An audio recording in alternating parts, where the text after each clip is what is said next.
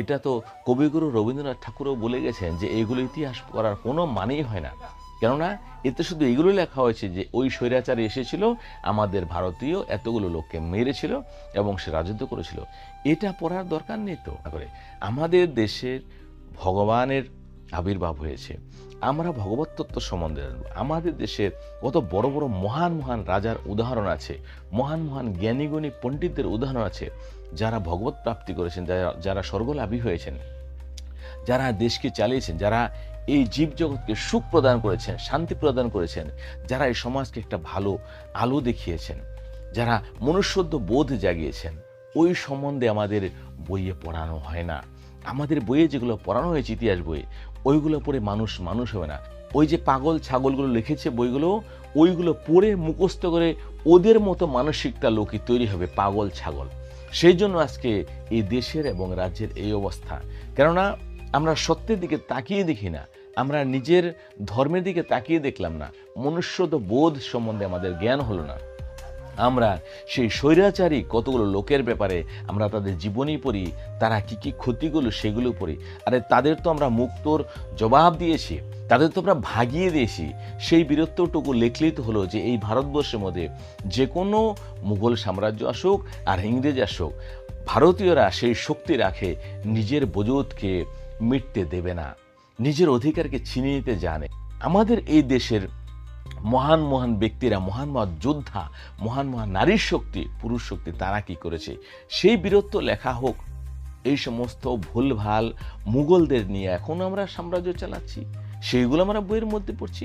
আমার তো সেই সমস্ত বই পড়তে লজ্জা লাগে যে এগুলো কোনো বই হলো, এগুলো কোনো লেখক হলো, এগুলো তো ছাগলের তুল্য, আর সেগুলো আমরা পড়ছি। তাহলে আমাদের সমাজ কোন দিকে যাবে?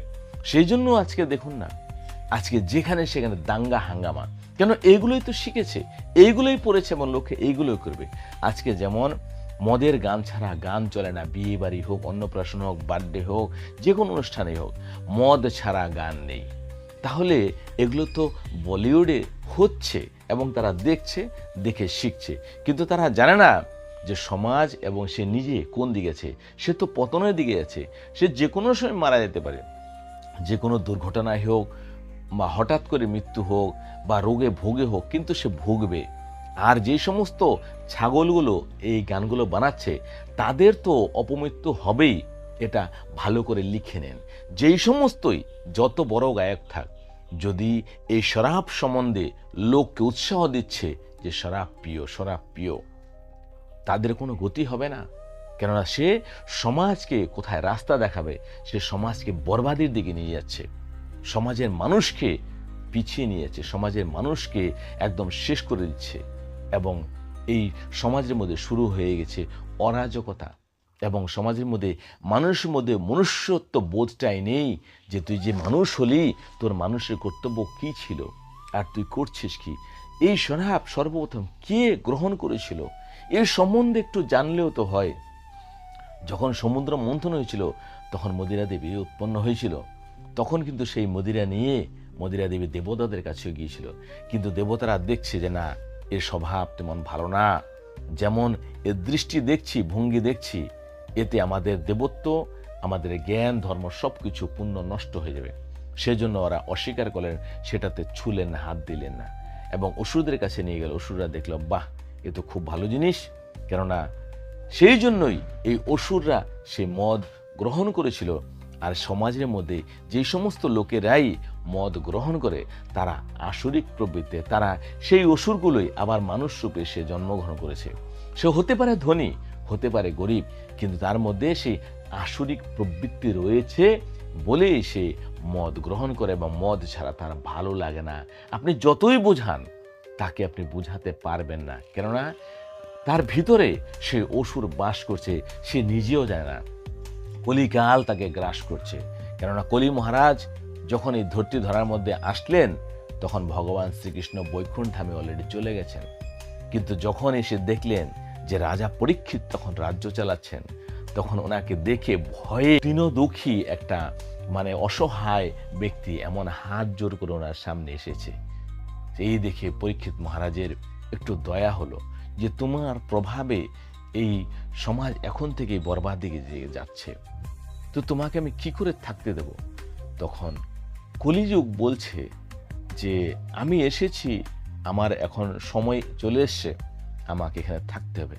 কিন্তু যদি এই সময় কেউ যে কিন্তু এই সময় আমার যুগ চলাকালীন একটা উপকার পাবে লোকের মধ্যে কোনো জ্ঞান, বিবেক, বুদ্ধি, ধৈর্য, সহ্য, জ্ঞান এগুলো কিছুই থাকবে না। কিন্তু তাছাড়াও যদি শুধু হরি নামের কীর্তন করে ভগবান শ্রীকৃষ্ণের স্মরণেও থাকে, তাহলেও সে মুক্তি পেয়ে যাবে। এত সোজা পথ তো কোনো যুগে হয় না। সেজন্য আমাকে থাকতে দিন জীবের মুক্তির জন্য, কেননা এত সহজে ভগবানকে কোনো যুগে পায় না। একমাত্র আমার যুগেই জীবেরা সামান্য হরিনাম করেও মুক্তি পেতে পারে। সেই জন্য পরীক্ষিত মহারাজের দয়া হলো কলিযুগের উপরে, ঠিক আছে তুমি তাহলে থাকো। কিন্তু আপনি চিন্তা করে দেখুন, এই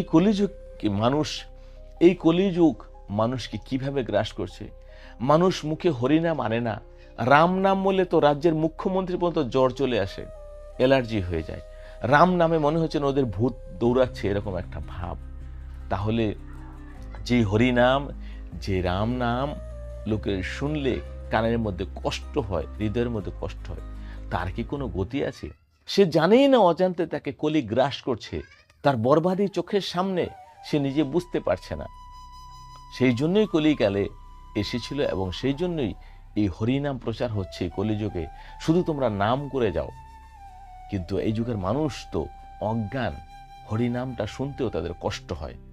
আজকে দেখুন, যেখানে শরাব নেই সেখানে মানুষ নেই, যেখানে আবার একদমই শরাব নেই সেখানেই একমাত্র সাধু সঙ্গ হয়, যেখানে শরাব আছে সেখানে কোনো সাধু ব্যক্তি যায় না। সেজন্য যদি পারেন কম করে হলেও সাধু সঙ্গ করুন, কিন্তু সেখানে ভুল করেও কখনো শরাব পান করে যাবেন না। যেখানে নাম কীর্তন হয় সেখানে ভুল করেও আমিষ আহার করে বা শরাব পান করে যাবেন না। এতে মহা অপরাধ হয়। এতে এতটা ভয়ানক আপনার সাজা হতে পারে যে আপনি ধারণা করতে পারেন না। এমনও হতে পারে আপনি নাম কীর্তন করে বাইরে বেরিয়েছেন, গাড়ি আপনি গড়িয়ে দিয়ে চলে গেল, অ্যাক্সিডেন্ট হয়ে গেল।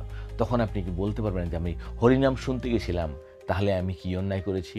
কিন্তু আপনি কি করে গিয়েছিলেন সেটা তো একবার বিবেচনা করে দেখবেন আমাদের সমাজ। কিন্তু একটা কথা মনে রাখবেন, পরমাত্মা সব জায়গায় আছেন। পরমাত্মার লাখো কোটি চোখ আছে, লাখো করোড়ো হাত পা আছে, উদর আছে, পেট আছে, সব জায়গায় উনি আছেন, সব রূপে আছেন। কিন্তু এটা সাধারণ মানুষের দৃষ্টির বাইরে বা জ্ঞানের বাইরে, কেননা তারা তো নিজেকে চিনল না, জ্ঞান চক্ষুই তো নাই। এই চামড়ার চোখ দিয়ে আপনি যেটা দেখছেন সেটাই করবেন। কিন্তু একবার কি আপনার মনের চক্ষুর দিকে তাকিয়ে দেখেছেন? একবার কি জ্ঞান চক্ষু উদয় করেছেন? না। যদি জ্ঞান চক্ষু উদয় হতো তাহলে তো পরিবারের মধ্যেও শান্তি হতো না।